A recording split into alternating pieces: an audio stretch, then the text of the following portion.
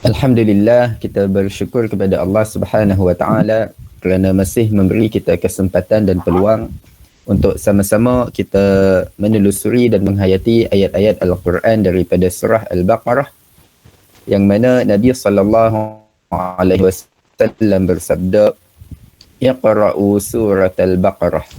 Bacalah kamu surah Al-Baqarah. Fa inna akhzaha barakah. Kerana sesungguhnya mengambil surah ini sebagai amalan akan membawa banyak keberkatan. Wa tarkaha hasrah, dan mengabaikan surah ini akan menyebabkan penyesalan. Wala tastati'uha al-batalah. Dan yang ketiga, surah Al-Baqarah ini juga merupakan surah pendinding yang tidak dapat ditembusi oleh mana-mana ahli sihir. Dan perbahasan surah Al-Baqarah yang mana kita telah bahaskan di awal sebelum ini, perbahasannya secara umum dan kita telah masuk secara terperinci dari awal surah ini satu persatu, yang mana kita masih di dalam lingkungan 20 ayat yang pertama, yang mana 20 ayat pertama Al-Baqarah ini ceritakan mengenai 3 golongan manusia dengan 3 nasib dan takdir yang berbeza. Dan 3 golongan ini, golongan yang pertama yang Allah cerita di dalam ayat 1 hingga ayat 5 Al-Baqarah, iaitu golongan Al-Muttaqin, orang-orang yang bertakwa, yang kita dah lalui ayat-ayatnya mengenai orang-orang bertakwa yang Allah sebut di dalam Al-Fatihah. Mereka adalah golongan siratal ladzina an'amta alaihim, golongan orang-orang yang akan mendapat nikmat syurga dari Tuhan mereka. Jadi itu golongan pertama dalam 5 ayat pertama Al-Baqarah. Dan kemudian pada pertemuan kita yang lalu kita dah bahaskan pula tentang golongan yang kedua, iaitu golongan Al-Kafirin. Al-Kafirin iaitu orang-orang yang kufur di dalam ayat 6 dan ayat 7 Al-Baqarah, yang Allah sebutkan mengenai mereka di dalam surah Al-Fatihah pada firman-Nya Al-Maghdubi alaihim, iaitu golongan yang dimurkai ke atas mereka. Dan kemudian golongan yang ketiga yang insya-Allah kita akan masuk pada hari ini, yang kita akan bahaskan dalam kelas kita hari ini, golongan ketiga iaitu golongan Al-Munafiqin, golongan orang-orang munafik, yang Allah sebut di dalam Al-Fatihah sebagai golongan Ad-Dallin, golongan orang-orang yang tersesat. Dan golongan munafik ni di bahagian ketiga Al-Baqarah ini, perbahasannya agak panjang, yang akan bermula daripada ayat 8 Al-Baqarah sehingga ayat 20. Jadi golongan munafik ni dia lagi panjang daripada 2 golongan yang pertama. Golongan yang pertama sekali Al-Muttaqin, Allah cerita dalam 5 ayat, ayat 1 hingga ayat 5, orang bertakwa ayat 1 hingga 5. Kemudian golongan kedua Al-Kafirin, orang yang kufur, Allah cerita dalam 2 ayat sahaja, ayat 6 dan ayat 7. Tapi sampai pada golongan ketiga ni, iaitu golongan Al-Munafiqin, orang-orang munafik, yang ini Allah cerita panjang dalam 13 ayat, bermula ayat 8 hingga ayat 20 Al-Baqarah. Kenapa golongan ketiga ni Allah cerita panjang 13 ayat? Kalau kita bandingkan, sebab apa? Sebab golongan yang ketiga ni dia golongan yang tidak jelas pada manusia keadaan mereka, golongan yang samar-samar. Maknanya apa? Kalau golongan yang pertama tadi, golongan orang-orang bertakwa, mereka adalah golongan yang beriman dalaman serta luaran. Itu orang yang bertakwa. Orang bertakwa, orang yang beriman dalaman dan luaran. Maksudnya dalam hati dia beriman. Hati dia penuh dengan keimanan, dan luaran dia, amalan luaran dia pun amalan orang beriman. Dia salat, dia puasa, dia zakat, dia haji, semua. Dia lakukan amalan-amalan yang menandakan dia orang beriman. Itu orang bertakwa, beriman dalam hati dan dibuktikan keimanan dia dengan amalan luaran. Jadi jelas. Adapun orang yang kedua, golongan yang kedua adalah golongan Al-Kafirin, yang ini pula golongan yang kufur dalaman serta luaran. Berlawanan terus. golongan yang kufur dalaman serta luaran. Mana dalam hati dia tak beriman langsung, dia kufur lah. Dan luaran dia pun, dia tak salat, dia tak puasa, dia tak bayar zakat, dia tak pergi haji, dia tak lakukan amalan-amalan orang beriman. Jadi yang ni pun jelas, sebab dia punya kufur dia jelas. Dalaman kufur, luaran pun kufur. Tetapi golongan yang ketiga ni, golongan munafik, yang ini samar-samar. Sebab mereka ni golongan yang kufur dalaman, namun beriman luaran. Kufur dalaman tetapi beriman luaran. Maknanya apa? Dalam hati dia tak beriman, dia kufur. Tetapi luaran dia mengaku sebagai orang beriman. Dan dia menunjukkan seolah-olah dia beriman. Dia salat macam orang beriman. Dia berpuasa macam orang beriman. Dia sembelih kurban macam orang beriman. Dia pergi haji macam orang beriman. Luaran dia buat amalan-amalan orang beriman. Tapi sebenarnya dalam hati dia tak beriman pun. Dia cuma berpura-pura beriman. Jadi ni golongan ni samar-samar. Sebab dalam hati tak beriman. Beriman luaran sahaja. Zahirkan keimanan. Jadi bila mana golongan ni, dia bahaya kepada umat Islam. Dan mereka ni samar-samar. Jadi Allah cerita panjang lebar. 13 ayat. Daripada ayat 8 hingga ayat 20 Al-Baqarah. Jadi itu, nanti kita akan tengok nanti bagaimana Allah susun ayat 8 hingga ayat 20 Al-Baqarah ni. Allah akan letak ada bahagian Allah cerita tentang definisi golongan munafik ni apa.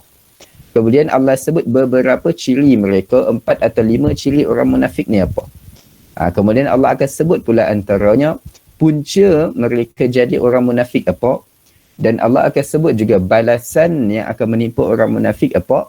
Dan kemudian di akhir nanti, 4 ayat terakhir, ayat 17, 18, 19, 20, Allah akan rumuskan dalam penutup. Allah buat 2 perumpamaan berkaitan dengan orang munafik. Tu kita akan tengok satu persatu nantilah. Ni kita tengok gambaran umum sahaja dahulu mengenai golongan ketiga. Golongan al-munafiqin, orang munafik yang hidup dalam keadaan ad-dallin, hidup dalam keadaan kesesatan. Jadi itu gambaran umum terlebih dahulu. Jadi kita tengok, kita masuk daripada ayat yang pertama mengenai golongan al-munafiqin, iaitu pada ayat ke-8 Al-Baqarah. Ayat ke-8 Al-Baqarah, kita insyaAllah, sebab ayat ni panjang, daripada ayat 8 hingga ayat 20 ni perbahasannya panjang, lebih kurang 1 muka surat lebih.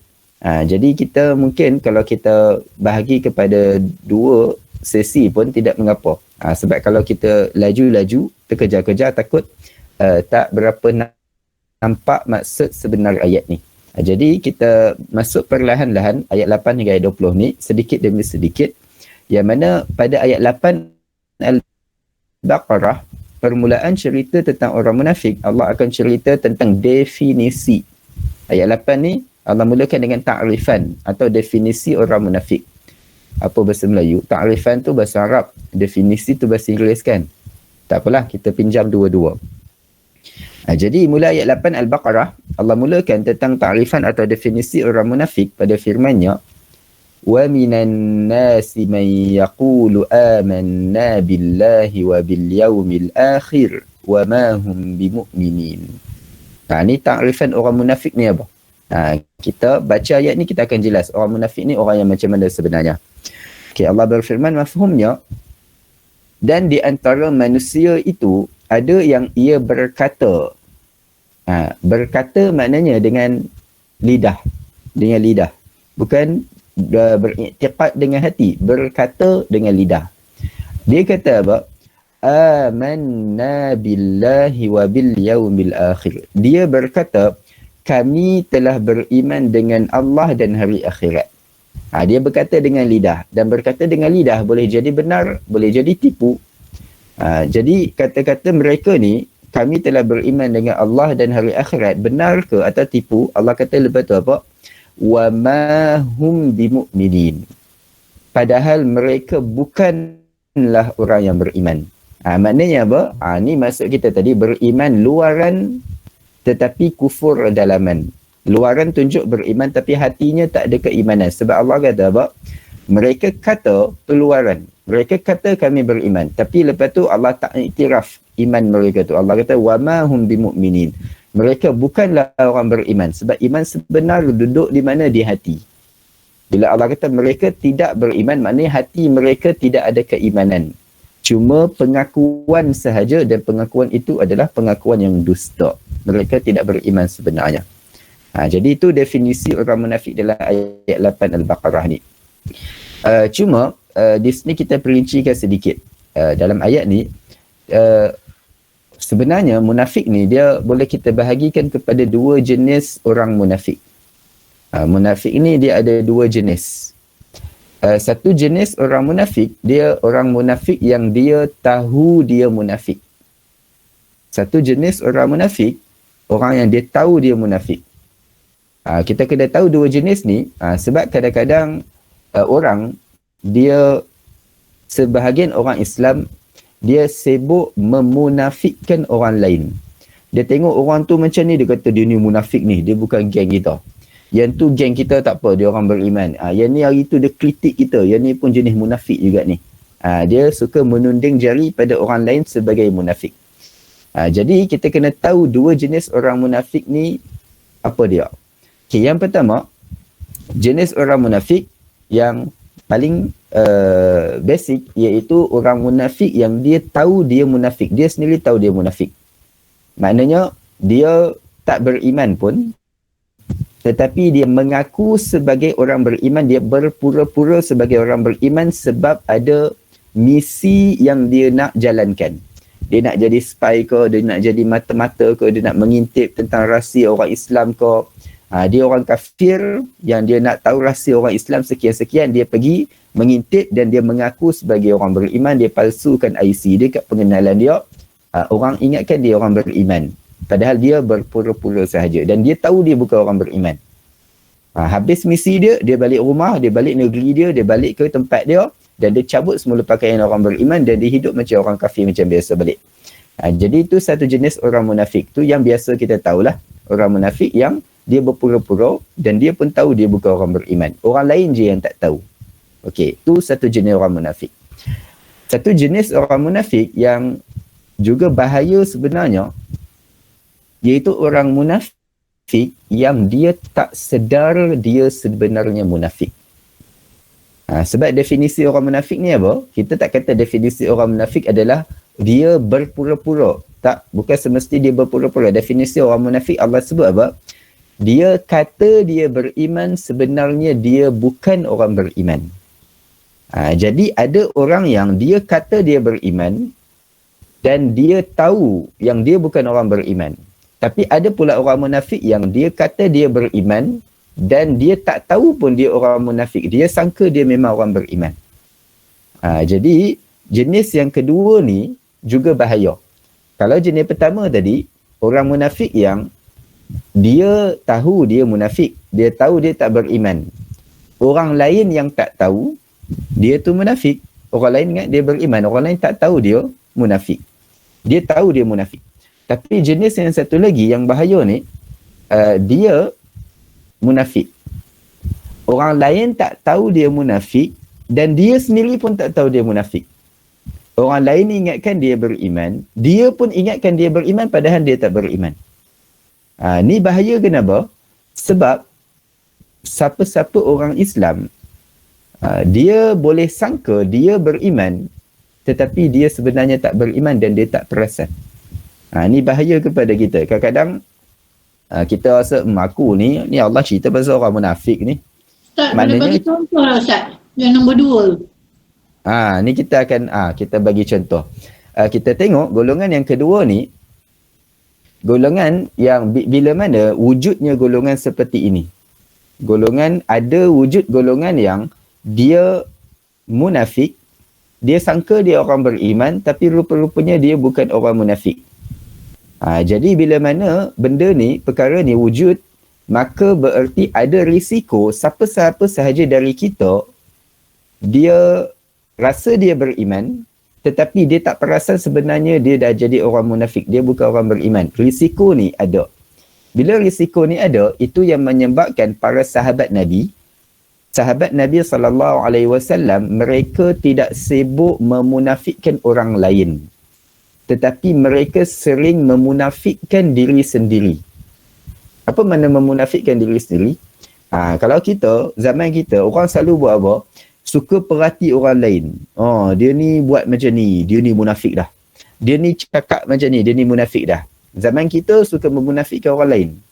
Zaman sahabat tidak. Zaman sahabat, mereka kalau mereka ada terbuat silap sikit, mereka akan menangis dan menyesal dan kata, habislah aku dah jadi orang munafik macam ni. Mampuslah aku, waduh, aku dah buat dosa orang munafik, nampaknya aku ni bukan orang beriman. Nah, Allah nak umpan aku masuk neraka macam ni. Dia sibuk muhasabah diri sendiri, dia takut dia jadi munafik. Kenapa dia takut jadi munafik? Sebab dia tahu ada jenis munafik yang dia ingat dia beriman tapi dia tak perasan dia munafik. Jadi sahabat takut termasuk golongan ni. Sahabat takut, jangan-jangan aku dah jadi munafik. Kita ingat, kalau munafik, dia mesti tahu dia orang munafik. Tapi sahabat tahu, ada jenis orang munafik, dia tak tahu pun dia munafik. Jadi sahabat takut, kalau dia terbuat silap sikit, jangan-jangan aku dah jadi munafik. Sebab dia tahu ada jenis munafik yang tak tahu dia munafik.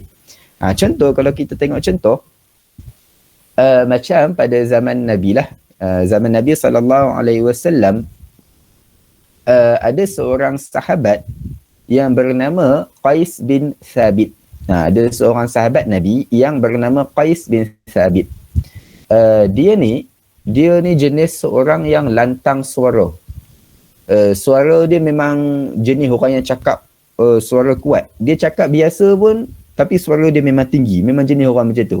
Kan, mungkin kita ada kenal, ada kawan-kawan kita yang jenis dia kalau bercakap suara dia memang tinggi. Dia bukan marah kita. Tapi memang suara dia macam tu. Dia tak boleh nak lowkan dia punya volume suara tu.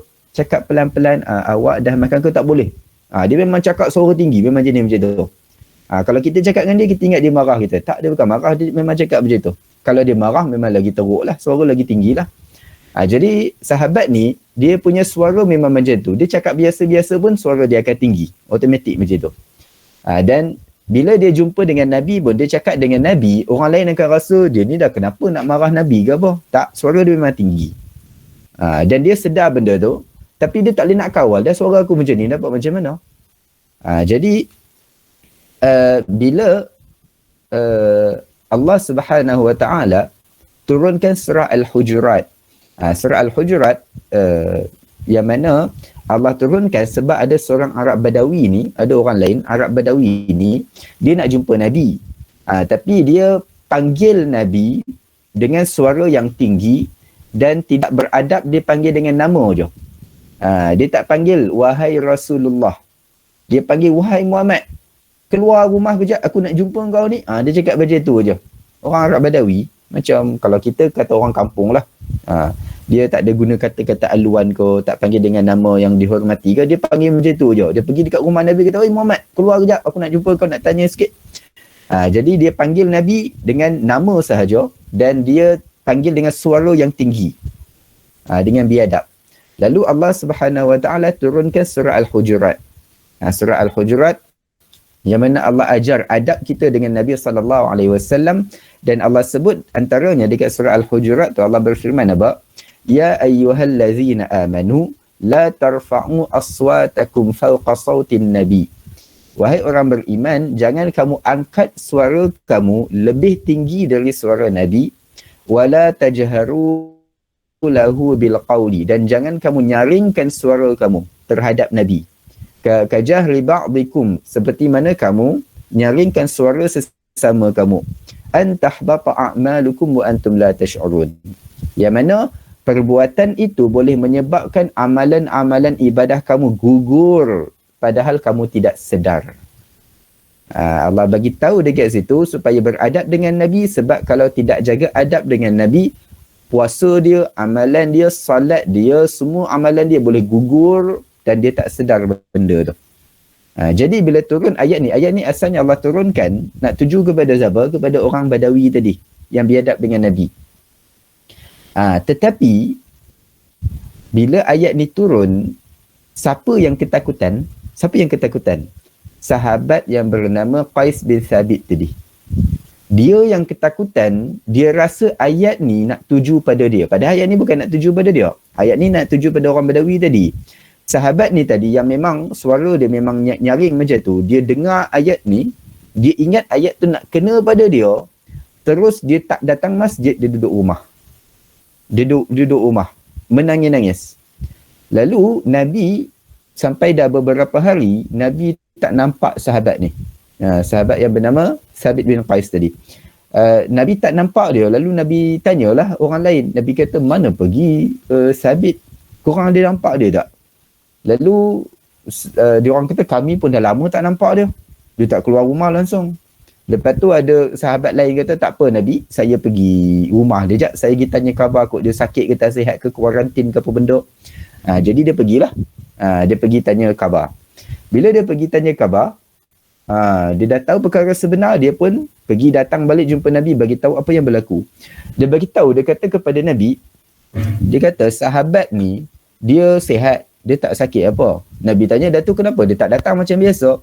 Lalu sahabat ni bagi tahu, dia kata sebenarnya kita semua dah tahulah yang mana dia ni jenis suara yang nyaring, yang memang cakap automatik suara dia tinggi. Dan bila turun sahaja surah Al-Hujurat tempoh hari, dia ketakutan. Aku tanya, kenapa kau ketakutan? Kenapa kau menangis-nangis? Dia kata, aku rasa aku ni dah jadi orang munafik. Kenapa pula munafik? Sebab aku ni bila cakap dengan Nabi, suara aku selalu tinggi. Dan Allah kata, siapa yang angkat suara dia lebih daripada suara Nabi, maka amalan dia telah gugur. So aku rasa aku ni dah memang orang munafik lah. Aku rasa aku ni memang dah tak ada harapan. Aku rasa memang aku ni ahli neraka dah. Habislah aku macam ni. Dia, apa jadi dengan dia? Bila turun ayat pasal orang munafik, dia tak kata, ayat ni memang kena dengan orang Badawi tu. Munafik betul dia. Tak, dia tak kata macam tu. Terus saja ayat orang munafik, dia rasa ayat tu kena kat dia. Sebab apa? Dia takut dia jadi munafik. Sebab dia tahu ada jenis munafik yang tak sedar dia munafik dan dia rasa dialah orang tu.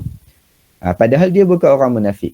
Lalu bila Nabi dengar benda tu, Nabi kata, pergi semula balik, pergi jumpa dia, pergi ke rumah dia, bagi tahu dia, dia bukan orang munafik sebenarnya. Dia adalah orang beriman. Dan dia takut, dia kata, aku dah jadi ahli neraka, bagi tahu dia, dia bukan ahli neraka, dia sebenarnya ahli syurga. Tengok tu, Nabi jamin terus dia sebagai ahli syurga kerana apa? Kerana dia takut dia jadi munafik. Jadi ni nak gambarkan bahawasanya wujud orang munafik yang dia tak perasan dia munafik, sebab tu sahabat takut benda ni berlaku pada mereka. Sebab tu para ulama kata apa? Cara nak selamat daripada jadi orang munafik padahal kita tak sedar, cara dia apa? Kena sentiasa takut kita jadi orang munafik. Orang yang ada risiko jadi orang munafik, orang Islam yang ada risiko jadi orang munafik adalah siapa? Yang dia rasa dia takkan jadi munafik.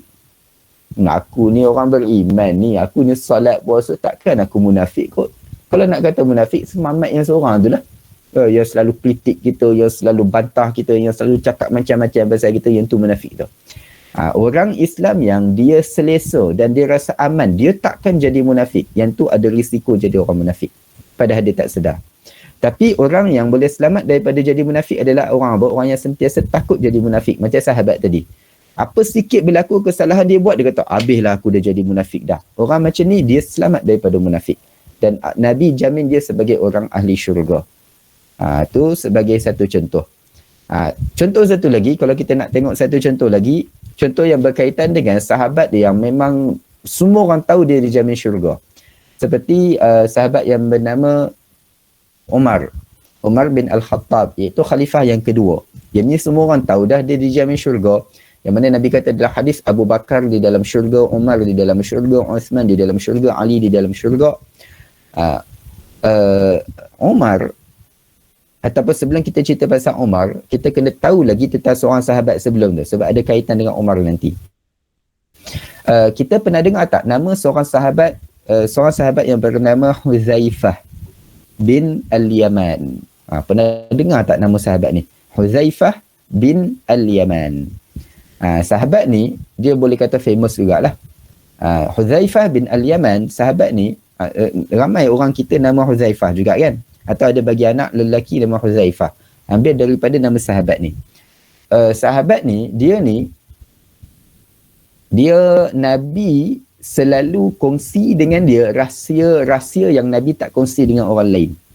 Sebab sahabat ni dia ada satu sifat apa? Sifat dia pandai jaga rahsia. Dan dia tak mudah terlepas cakap dengan orang lain. Huzaifah ni Nabi selalu cerita dekat dia rahsia-rahsia yang Nabi tak cerita dekat Abu Bakar, Nabi tak cerita, Umar pun Nabi tak cerita. Bukan sebab Abu Bakar tak jaga rahsia, Umar tak jaga rahsia, tak, sebab orang lain, mungkin Nabi kalau cerita kat dia rahsia, dia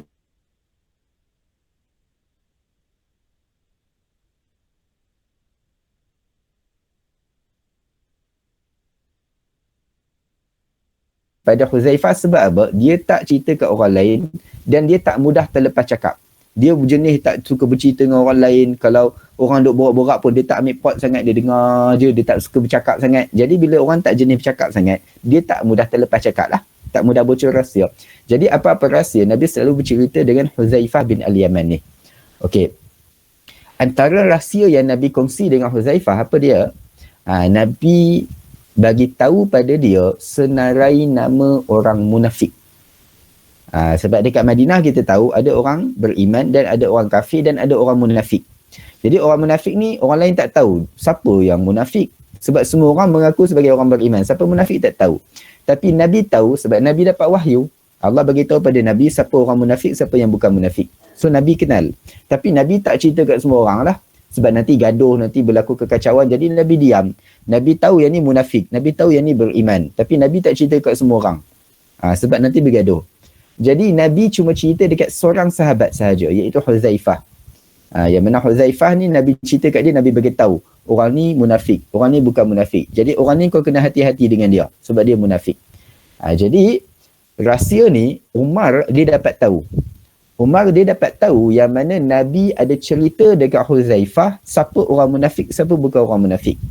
Nabi tak cerita dekat Abu Bakar, Nabi tak cerita dekat Umar, Nabi cuma cerita dekat Huzaifah seorang.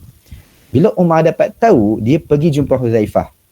Dia tanya pada Huzaifah, dia kata Huzaifah, aku tahu Nabi ada cerita kat kau kan, siapa orang munafik. Kau ada senarai nama orang munafik kan? Huzaifah kata, ya aku tahu dah, tu kenapa? Umar tanya pada Huzaifah, boleh bagi tahu aku tak nama orang munafik? Kita ingat, Umar ni nakal juga, jenis macam kita juga, nak tahu siapa orang munafik. Dia kena bezakan. Umar tanya siapa orang munafik, bukan macam kita. Umar tujuan dia tanya siapa orang munafik sebab dia nak tahu nama dia ada dalam list ke tak ada. Nampak tak siapa tu? Umar.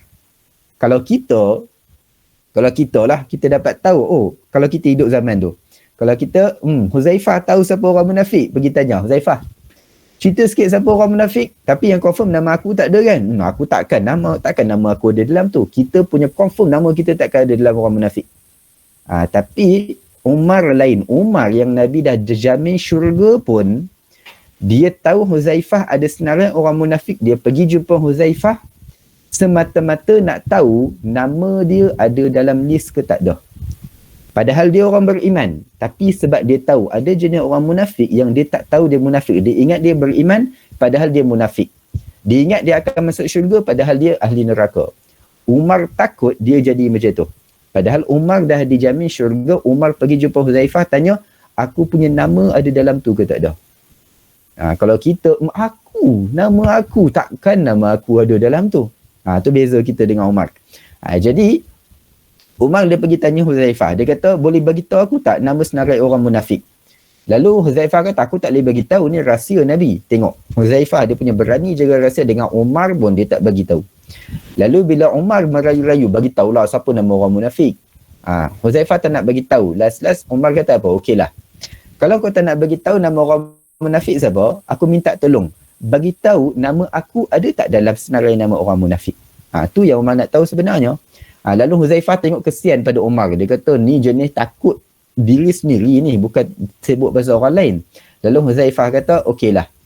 Yang ni aku tak bocorkan rahsia. Aku tak nak bagi tahu siapa nama orang munafik, tapi aku boleh bagi tahu nama engkau tak ada dalam senarai nama orang munafik. Baru Umar lega.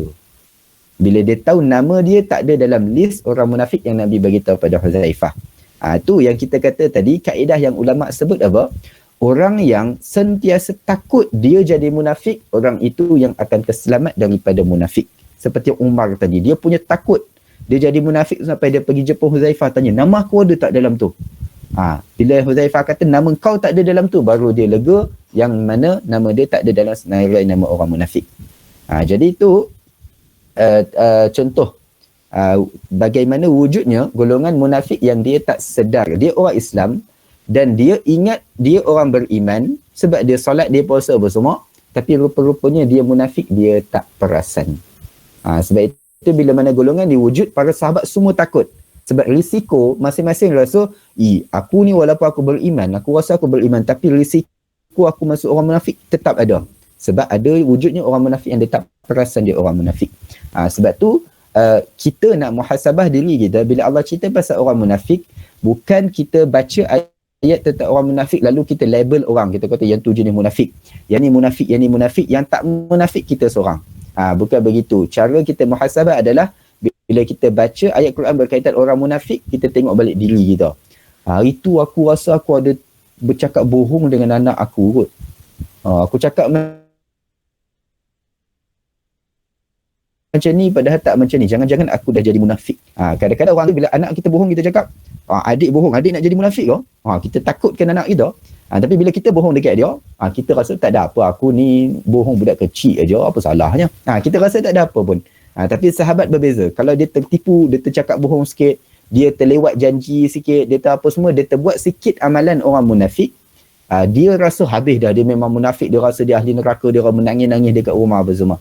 Jadi itu beza orang yang dia rasa dia sentiasa selamat daripada sifat munafik, yang ni bahaya. Dia boleh jatuh dalam munafik, dia tak sedar. Orang yang selamat adalah orang yang dia buat salah sikit lalu diingatkan dia dah jadi orang munafik. Yang ni yang akan terselamat sebab dia sentiasa berhati-hati dan takut. Jadi itu pertama sekali yang kita terangkan tentang definisi orang munafik. Orang munafik tak semesti orang yang dia berpura-pura. Tetapi orang munafik, Allah sebut definisi dia orang yang mengaku beriman padahal dia bukan orang beriman. Boleh jadi dia sedar perkara tu, ataupun boleh jadi dia tak sedar langsung perkara tu. Jadi itu definisi orang munafik dekat surah Al-Baqarah ayat 8 ni. Itu pertama sekali. Kita kena jelas tentang definisi orang munafik. Sebelum kita masuk pada ayat-ayat berikutnya, kau ada apa-apa soalan atau nak penjelasan lebih, boleh tanya sebelum kita masuk pada ayat berikutnya. InsyaAllah. Ustaz nak tanya tadi, Ustaz bagi contoh Qais bin Sabit tu kan? Dan surah Al-Hujurat, Allah tegur ajar adab untuk bertemu dengan Nabi atau bercakap dengan Nabi. Satu tu bagi contoh orang Baduin yang suara kuat atau bertanya secara kuat. Saya sekarang memanglah tak ada Nabi, tapi kita bercakap dengan orang soleh kan. Tapi kita manusia biasa, Ustaz, suara tu tak boleh nak kontrol, tambah kita ada banyak benda nak cakap, kita excited kan, suara tu tinggi sikit, itu adakah itu dikira salah juga, Ustaz? Tidak, dia yang kita maksudkan angkat suara tadi, yang tu maksudnya orang yang dia suara dia asalnya suara biasa-biasa saja, suara dia rendah, tapi dia biadab dengan Nabi, dia angkat suara dia lebih tinggi daripada Nabi. Dia cakap suara dia tidak ada adab dengan Nabi. Itu yang Allah tegur dalam ayat surah Al-Hujurat tu. Dan ayat tu walaupun asalnya khusus pada Nabi, tetapi ayat tu nak ajar kita adab secara umum, agar kita sentiasa rendahkan suara di depan orang yang lebih tinggi martabat daripada kita, seperti ibu bapa kita ke, ataupun orang yang lebih tua daripada kita ke. Kita jaga adab dengan tidak mengangkat suara depan mereka. Angkat suara dimaksudkan dengan sini bukan cakap tak jelas. Angkat suara di sini maksudnya cakap macam nak marah tu lah. Tapi kalau cakap dengan suara yang tinggi dengan maksud sekadar bagi jelas, tu tak dikira angkat suara lah. Itu dikira cakap dengan jelas lah. Kalau orang cakap dengan mikrofon ke untuk suara dia tinggi dan jelas, itu dikira suara jelas, bukan angkat Angkat suara yang Allah larang dalam ayat tu tadi maksudnya angkat suara cakap macam nak marah. Tu yang dimaksudkan dengan angkat suara tu. Sebab tu dalam hadis lain pun Nabi ada larang angkat suara dalam masjid. Nabi larang angkat suara dalam masjid. Apa makna angkat suara dalam masjid yang Nabi larang tu? Bukan makna tak boleh guna mikrofon dalam masjid. Boleh bagi ceramah, boleh cakap, buat pengumuman pakai mikrofon, boleh. Yang tak boleh yang Nabi kata larangan angkat suara dalam masjid tu maksudnya bergaduh dalam masjid. Sebab bila orang bergaduh, bertengkar, dia akan angkat suara marah, yang tu pula akan marah. Jadi bergaduh dalam masjid tu yang Nabi larang. Sebab bila bergaduh dia akan angkat suara dengan tinggi dan saling marah-marah. Tu maksud larangan angkat suara tu. Boleh ke? Jelas ke?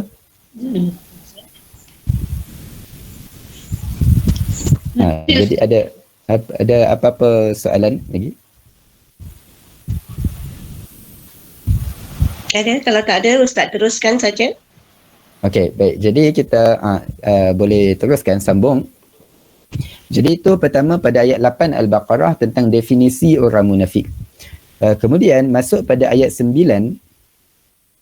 Ayat 9 ni Allah akan sebutkan ciri pertama orang munafik. Bila mana orang munafik ni samar-samar. Sama ada dia tahu dia munafik, orang lain yang tak tahu dia munafik, ataupun dia tak tahu dia munafik sebagaimana orang lain tak tahu dia munafik.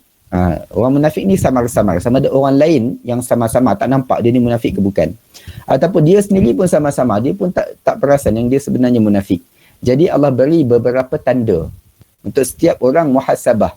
Aku ni sebenarnya munafik ke bukan ni? Aku sebenarnya betul-betul orang beriman ke bukan ni? Jadi Allah beri beberapa tanda untuk kita muhasabah diri kita. Yang mana kalau tanda-tanda munafik ni ada pada diri kita, kita dah berada dalam bahaya. Kita kena segera buang sifat tersebut supaya kita tak jadi orang munafik.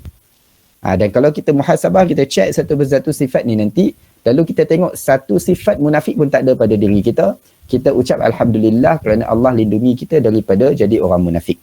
Jadi mula ayat 9 ni, Allah sebutkan, ayat 9 Allah sebut apa ciri pertama orang munafik. Ciri pertama orang munafik yang mana Allah berfirman, yukhadi'una Allah wallazina amanu wa ma yakhda'una illa anfusahum wa ma yash'urun. Ayat 9 mafhumnya, mereka hendak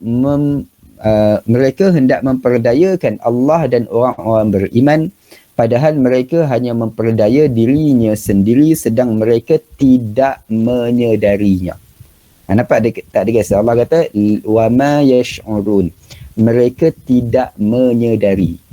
Mana ada orang munafik yang dia tak sedar pun dia adalah orang munafik.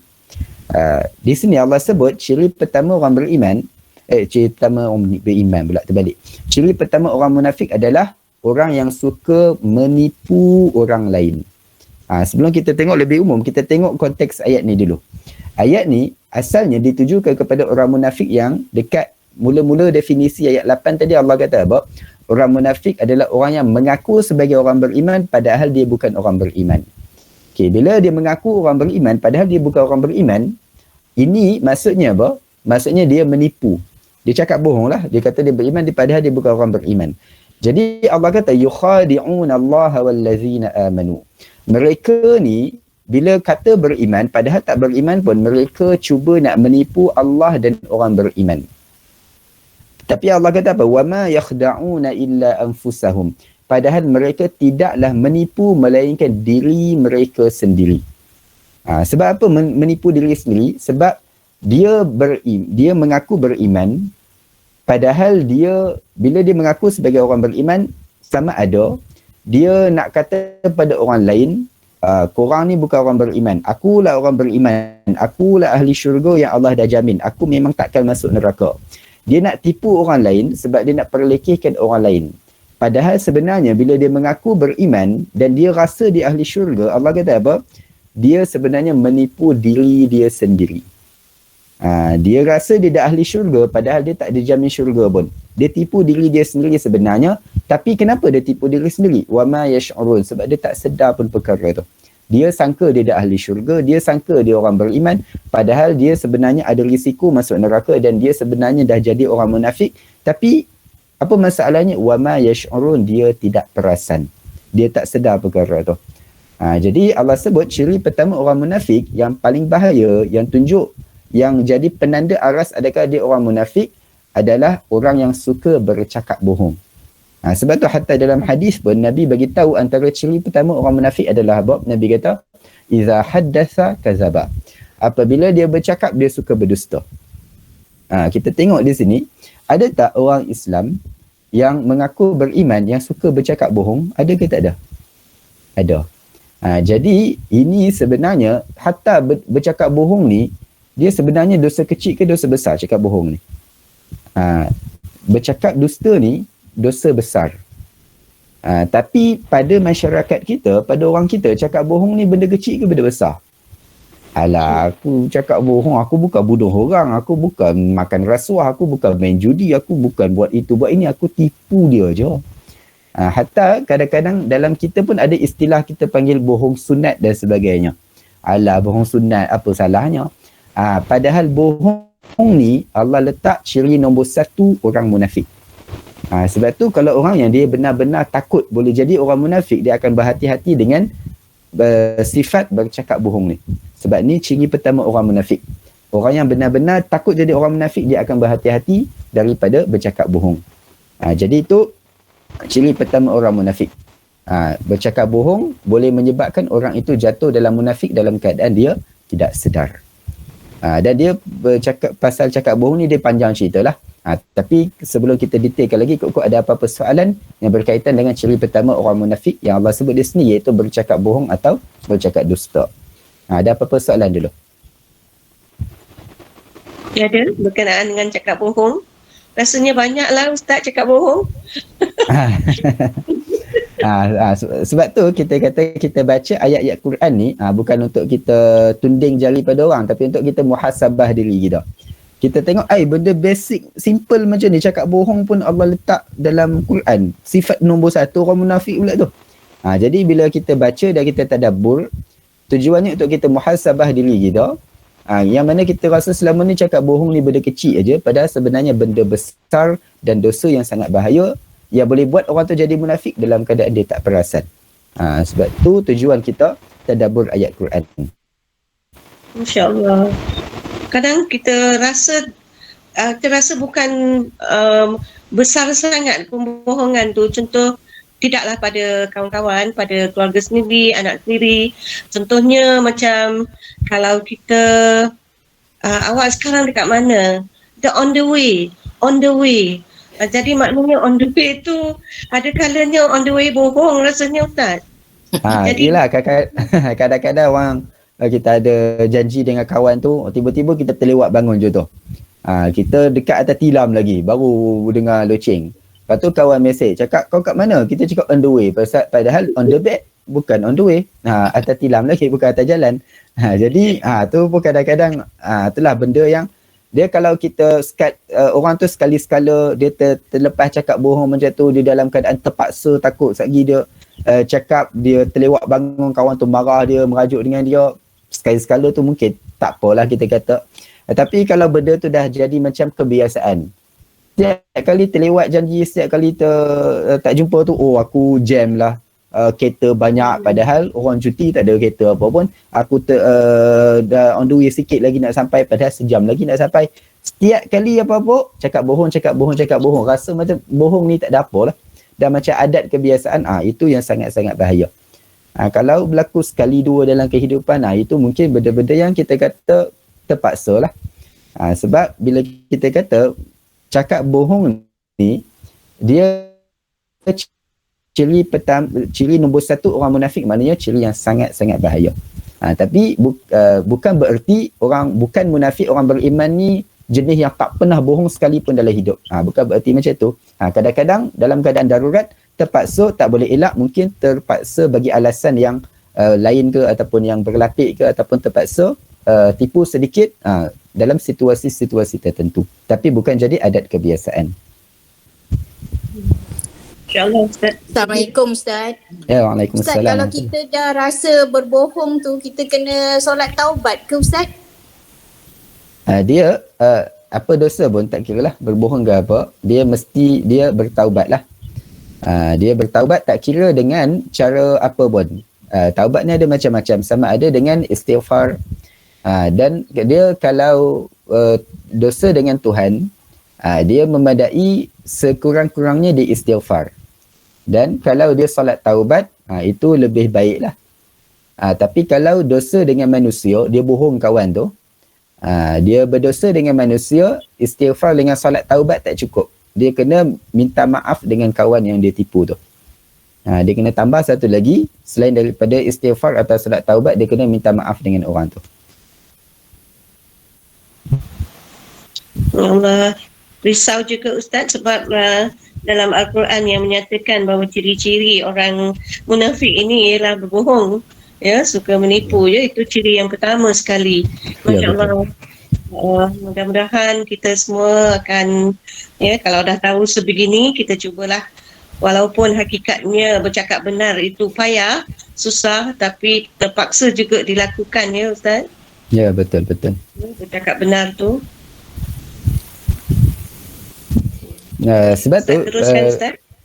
sikit juga yang berkaitan dengan ciri berbohong ni dalam ayat 9 Al-Baqarah ni, bila kita kata tadi orang beriman pun dia mungkin kadang-kadang terlepas ataupun tak tahu nak elak dalam situasi darurat macam mana, dia terpaksa cakap bohong. Bukan bererti kalau dia sekali cakap bohong automatik dah jadi munafik. Yang kita kata ciri munafik ni maksudnya dia memang dah biasa cakap bohong. Dia memang sekali sehari tak berbohong rasa tak sedap hati. Adapun orang beriman, dia mungkin situasi tertentu dia terpaksa cakap bohong, tapi lepas tu cepat-cepat dia rasa menyesal dan harap dia tidak akan jadi orang munafik. Sebab tu hatta para nabi pun ada situasi-situasi tertentu berlaku dan darurat mereka terpaksa berbohong untuk selamatkan diri dan nyawa. Situasi macam tu, bila kita kata berbohong ni sifat munafik, bukan bererti kalau orang nak bunuh kita, orang tanya soalan yang kita rasa kalau kita cakap betul sebiji-sebiji macam dia tanya, dia pasti akan bunuh kita, nyawa kita, keluarga kita mungkin terancam, kita dibenarkan berbohong. Seperti mana contoh Nabi SAW pernah cerita tentang 3 pembohongan Nabi Ibrahim AS. Ni hebatnya Nabi Ibrahim, bukan dia tak pernah menipu seumur hidup, tapi hebatnya Nabi Ibrahim dalam seumur hidup dia pernah menipu 3 kali sahaja. Kita seumur hidup boleh bilang berapa kali pernah berbohong. Nabi Ibrahim punya hebat bukan kata tak pernah berbohong, tapi nak kata hebat boleh bilang berapa kali bohong seumur hidup.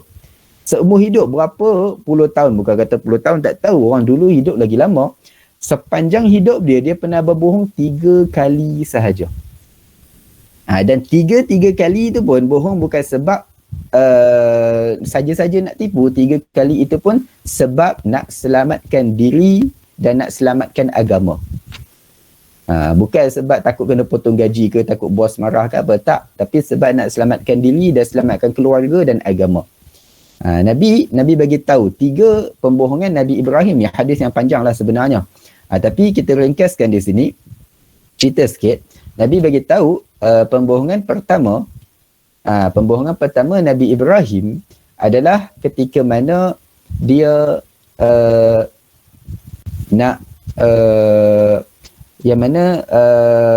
bila dia nak berdakwah kepada kaum dia.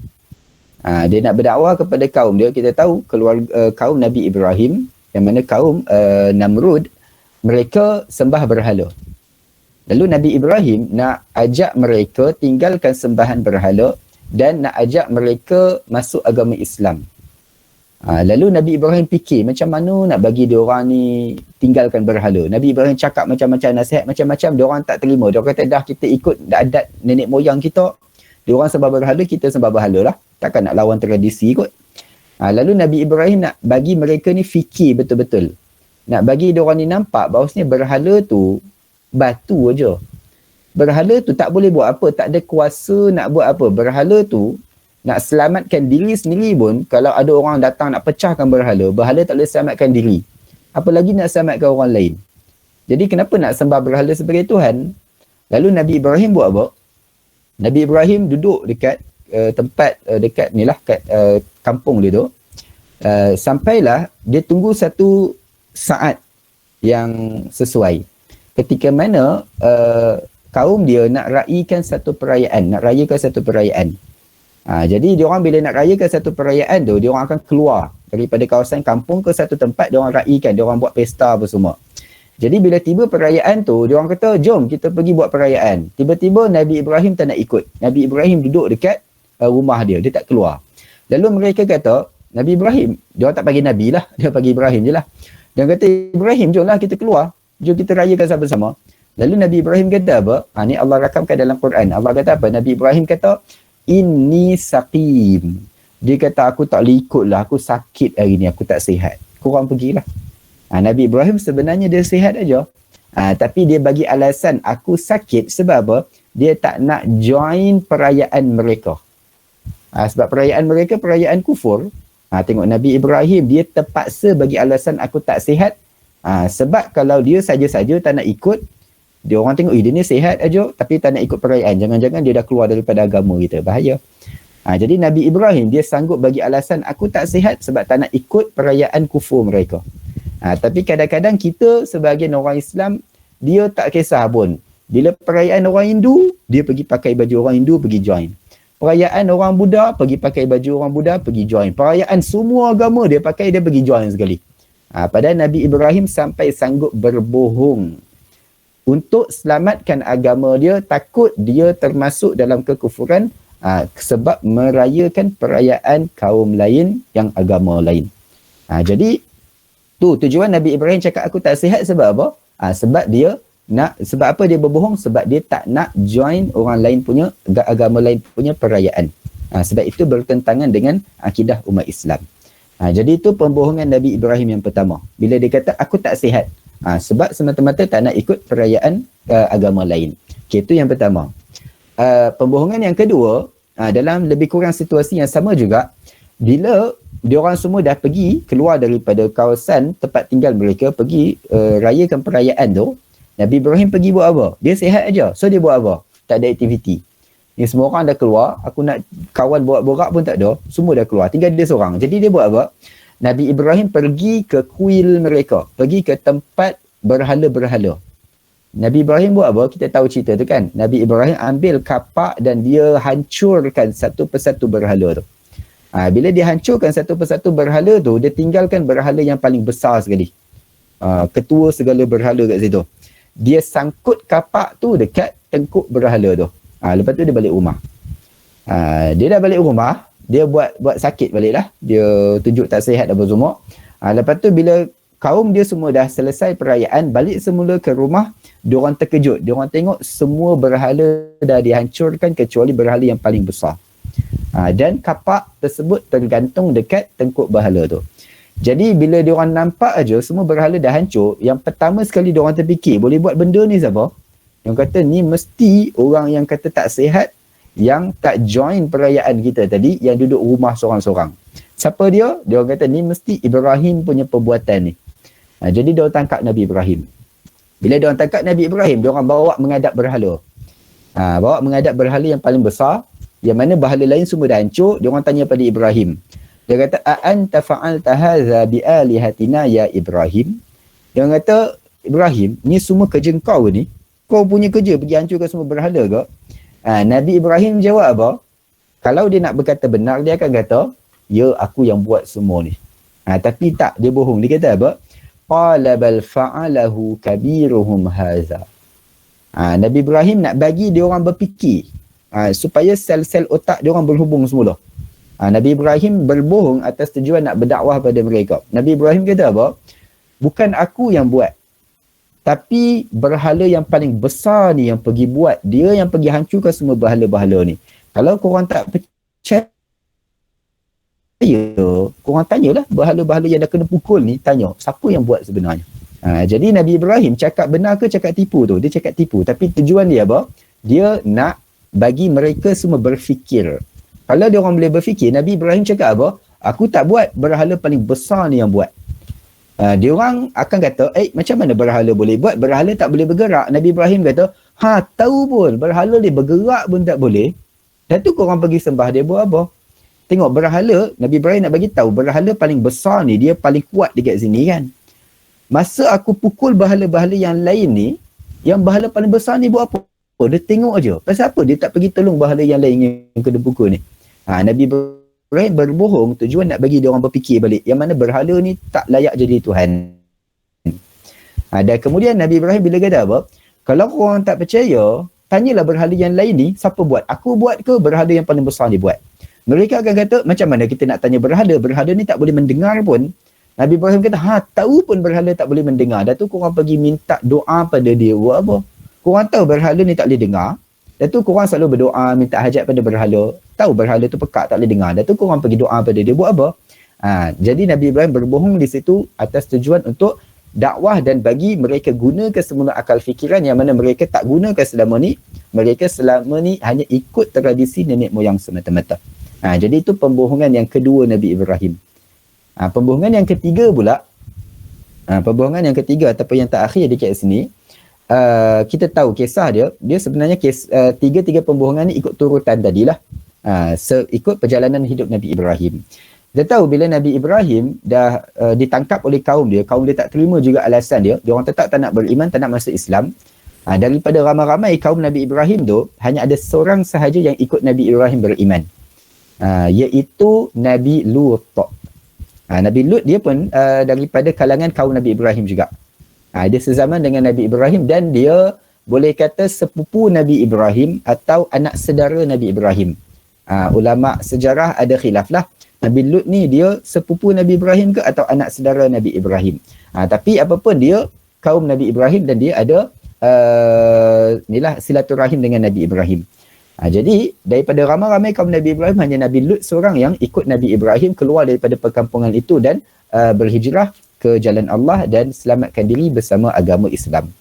Jadi bila Nabi Ibrahim dah tinggalkan kaum dia dan dia bertemu dengan seorang perempuan yang bernama Sarah. Lalu akhirnya Nabi Ibrahim kahwin dengan Sarah lah. Kita tahu Sarah tu isteri pertama Nabi Ibrahim. Jadi Nabi Ibrahim dia berhijrah dan dia bawa isteri dia sampailah mereka masuk ke satu negeri. Nabi Ibrahim dia berhijrah, jadi dia tak tahulah ni negeri apa.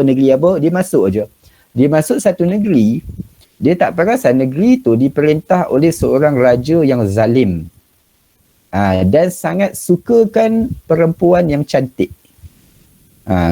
Jadi bila mana raja ni, pemerintah yang zalim, dia suka perempuan cantik, dia akan buat apa? Kalau dia nampak mana-mana perempuan yang cantik, dia akan minta perempuan itu jadi isteri dia. Ni bagus raja ni. Dia tak tangkap, lepas tu dia jadikan perempuan simpanan. Tak. Dia jadikan perempuan tu isteri dia. Jadi ramailah isteri dia. Siapa-siapa nampak perempuan cantik, kau jadi bini aku. Tak tahulah dia dah ada berapa ribu bini lah.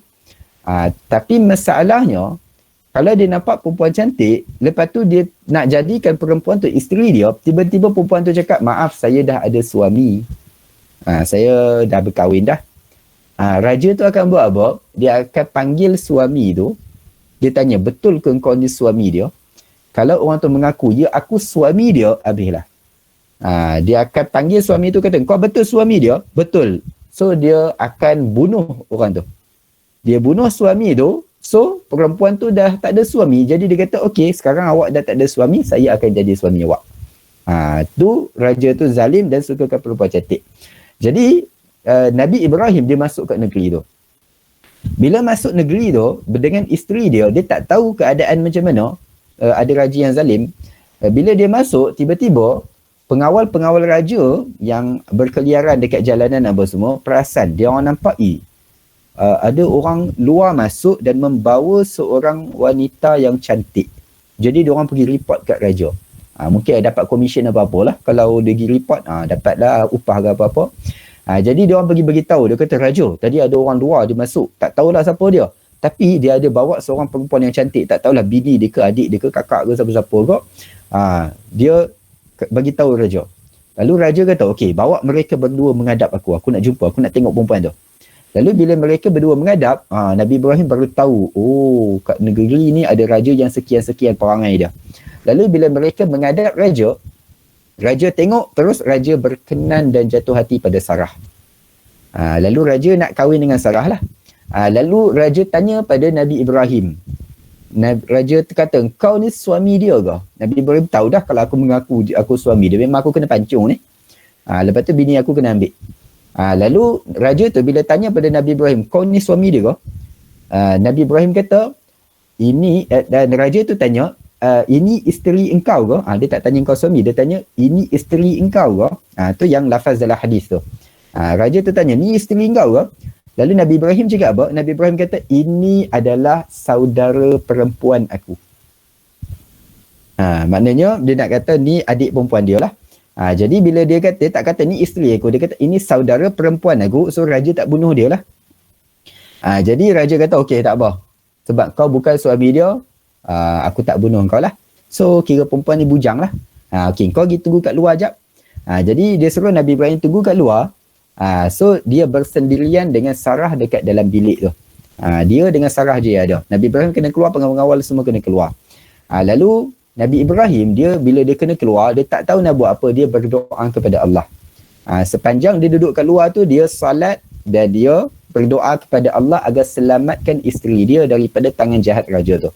Lalu raja tu dia dah sorang-sorang dengan Sarah dalam bilik tu. Dia nak tengok lebih kecantikan Sarah, lebih, bukan sekadar muka, dia nak tengok lebih lagi. Dia pun hulurkan tangan dia untuk sentuh Sarah. Dia nak sentuh aja tangan Sarah, tiba-tiba Allah jadikan tangan dia jadi tak boleh bergerak, jadi keras kaku, lumpuh. Bila tiba-tiba tangan dia keras kaku, lumpuh, dia ketakutan. Lepas tu dia kata, apa jadi ni? Dia rasa seolah-olah Sarah telah sihir dia. Dia ingat macam itulah, dia bukan orang Islam. Jadi dia ingat Sarah dah sihir dia. Dia kata, okey, minta maaf. Aku bukan niat jahat. Aku tak nak buat apa-apa pun kat kau. Aku cuma nak tengok kau ada lalat tadi dekat muka hingga aku nak tepih aja. Dia minta maaf. Dia kata, tolong hilangkan balik lumpuh kat tangan aku ni. Lepas tu Sarah pun doa kepada Allah agar hilangkan lumpuh pada tangan raja tu. Lepas dah hilang, raja tu tak puas hati. Dia nak pegang lagi Sarah. Dia nak sentuh kali kedua, sekali lagi Allah lumpuhkan dan keraskan tangan raja tu. Sekali lagi diingatkan dia dah kena sihir dengan Sarah. Sampai 3 kali. Sampai 3 kali baru raja tu serik, dia suruh Sarah keluar. Dia suruh Sarah keluar dan dia minta maaf dengan Sarah dan minta maaf dengan Nabi Ibrahim. Lepas tu dia panggil pengawal-pengawal dia. Yang report tadi dia kata apa? Aku hantar korang berkeliaran dekat jalanan. Aku suruh korang bawa aku perempuan yang cantik. Yang korang pergi bawa ahli sihir jumpa aku, buat apa? Kan aku dah kena macam ni. Dia ingat Sarah tu ahli sihir. Sebab setiap kali nak sentuh Sarah, tangan dia jadi beku. Lalu dia buat apa? Ini sejarahnya. Lalu raja tu dia panggil Nabi Ibrahim dengan Sarah dan dia minta maaf dekat mereka berdua. Dan sebagai tanda minta maaf, dia buat apa? Dia hadiahkan seorang hamba perempuan kepada Nabi Ibrahim. Siapa hamba perempuan tu? Itu adalah Hajar. Itulah Hajar yang merupakan isteri kedua Nabi Ibrahim, yang mana daripada Sarah datang anak mereka Nabi Ishaq dan daripada Hajar datang anak mereka yang bernama Nabi Ismail alaihissalam. Jadi itu kita tengok panjang sikitlah cerita dia tadi kisahnya, tapi sekadar kita nak tahu pengajarannya. Beza orang kebanyakan yang rasa bohong ni benda biasa, sehari 24 kali bohong tak ada apalah, benda kecil aja. Beza dengan Nabi Ibrahim yang seumur hidup dia hanya pernah berbohong 3 kali sahaja, dan semua itu untuk selamatkan agama dia ataupun diri dia ataupun keluarga dia. Bukan saja-saja nak berbohong. Jadi itu sedikitlah kisah yang berkaitan dengan yang boleh kita ambil pengajaran yang ada kaitan dengan ayat 9 surah Al-Baqarah tentang ciri orang munafik yang suka berbohong. Ada apa-apa soalan ataupun selingan atau apa-apa pertanyaan sebelum kita berpindah pada ayat berikutnya, ataupun tak tahulah kalau kita tangguhkan dulu macam mana? Ada apa-apa soalan? Ada apa-apa soalan berkenaan dengan ciri-ciri pertama munafik tadi? tak ada. Rasanya kita tangguhkan kelas kita untuk pada kelas yang lain lah Ustaz ya. Ada sekejap Ustaz, Kak Ruby. Ustaz, yang apa tu peninggalan yang Nabi Ibrahim tu kan, dia buat kat kaum Namrud tu, peninggalan sejarah tu kat mana Ustaz sehingga hari ni? Macam contoh kaum Ad tu peninggalan dia di Petra Jordan Ustaz ya. Tapi untuk yang kaum Namrud ni di mana ya? Peninggalan sejarah. Benda ni peninggalan sejarah ni dia tidak ada disebutkan secara spesifik dalam Quran, dan juga Nabi sendiri pun tak sebut spesifik dalam hadis lah. Jadi dia sebenarnya lebih kepada pengkajian ahli sejarah. Ada ahli sejarah kaji, dia kata aku rasa tempat kaum Nabi Ibrahim dekat sekian-sekian tempat. Kaum Nabi Lut dekat sekian-sekian tempat. Tapi tidak ada yang pasti sebenarnya. Boleh jadi betul, boleh jadi salah. Hatta contoh tempat kediaman kaum Nabi Lut dekat mana yang kita tahu? Yang kita tahu hari ini dekat Laut Mati dekat Jordan tu kan. Kita tahu, yang kita rasa hari ni Laut Mati tu macam mana dia boleh jadi Laut Mati? Kenapa orang tak tenggelam? Sebab Allah terbalikkan bumi apa semua, Nabi Lut semua binasa macam tu, kaum Nabi Lut binasa sedemikian. Itu sekadar kajian ahli sejarah. Tetapi adakah benar-benar Laut Mati itu adalah dahulunya kediaman kaum Nabi Lut? Tidak pasti. Sebab itu dalam hadis Nabi larang. Nabi kata, apabila kamu melalui satu kawasan kaum yang pernah dibinasakan. Sebab dekat contoh seperti kaum Ad. Kaum Ad dan kaum Samud, mereka ni dahulunya keturunan Arab. Mereka daripada keturunan Arab dahulu kala, kaum Ad dan kaum Samud. Jadi bila mereka ni bangsa Arab dan mereka ni duduk di tanah Arab, jadi Nabi boleh bagi tahu tempat dia orang kat mana. Sebab Nabi pun duduk kat tanah Arab. Tapi kaum Nabi Lut, kaum lain Nabi tak bagi tahu sebab Nabi tak lalu pun kawasan mereka sebab bukan tanah Arab. Jadi bila mana kaum Ad dan kaum Samud, mereka ni dahulu orang Arab dan duduk di tanah Arab. Dan Nabi duduk di tempat yang sama. Jadi bila Nabi lalu, pernah Nabi bersama para sahabat lalu dekat satu kawasan yang dahulu diami oleh kaum Ad. Dan Nabi lalu dekat satu perigi yang dahulunya merupakan perigi kaum Samud.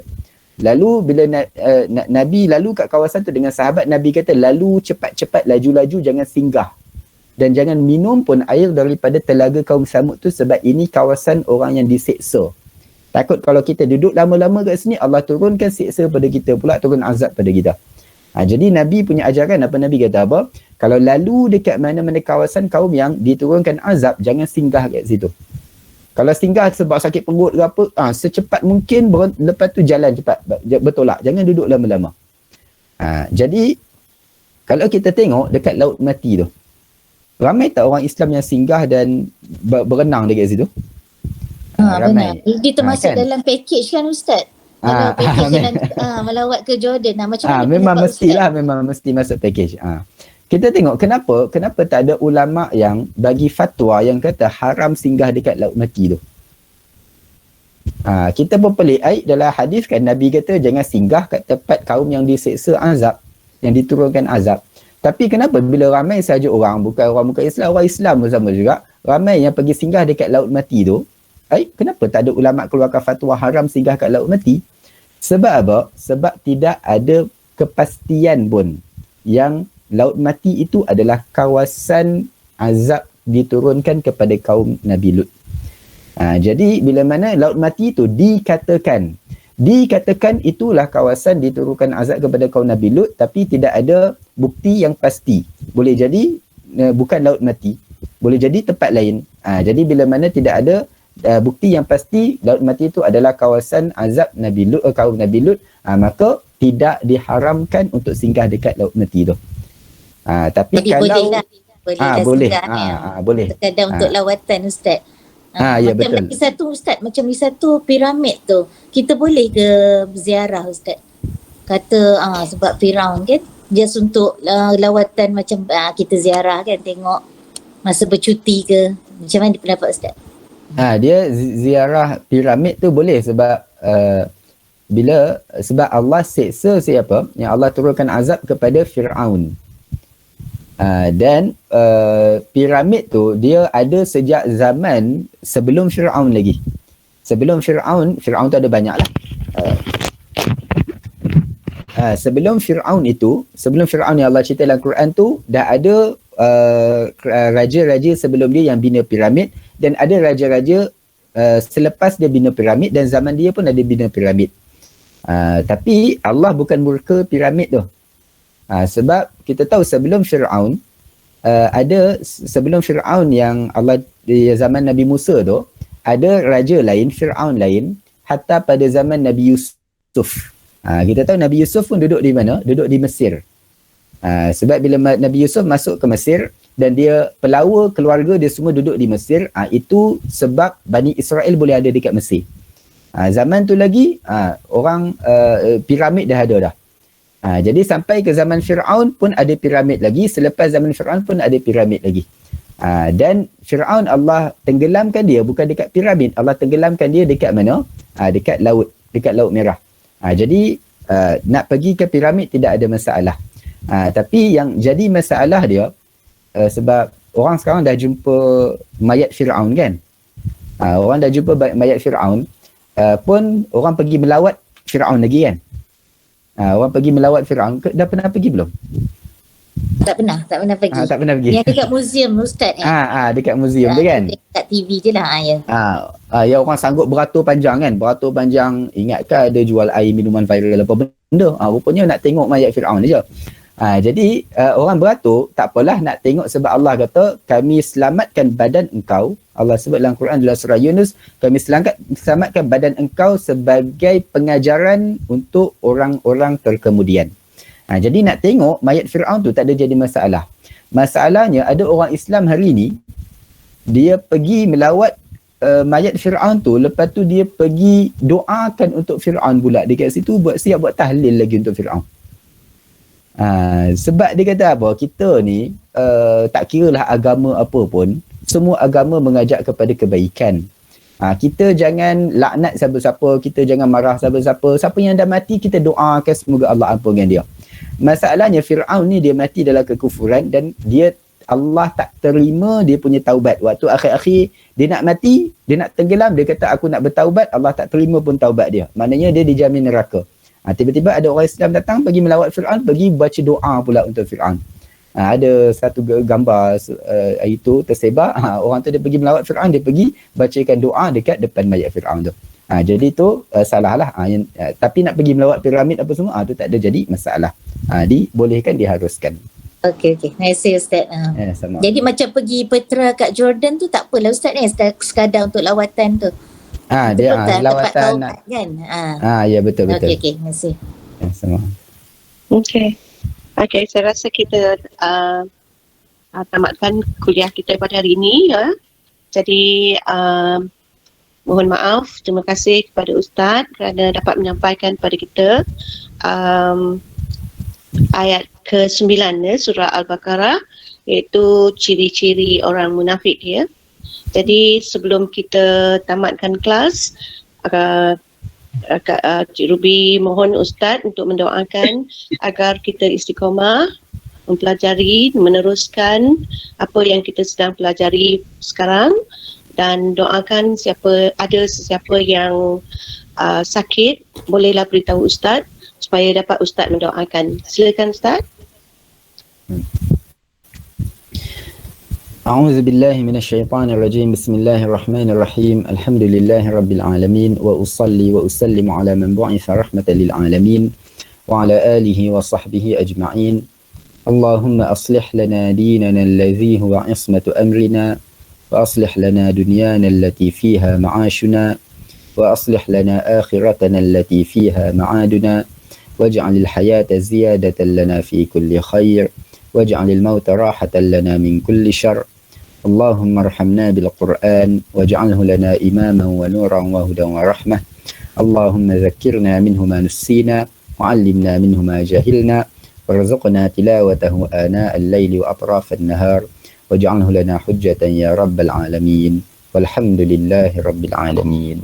Assalamualaikum warahmatullahi wabarakatuh.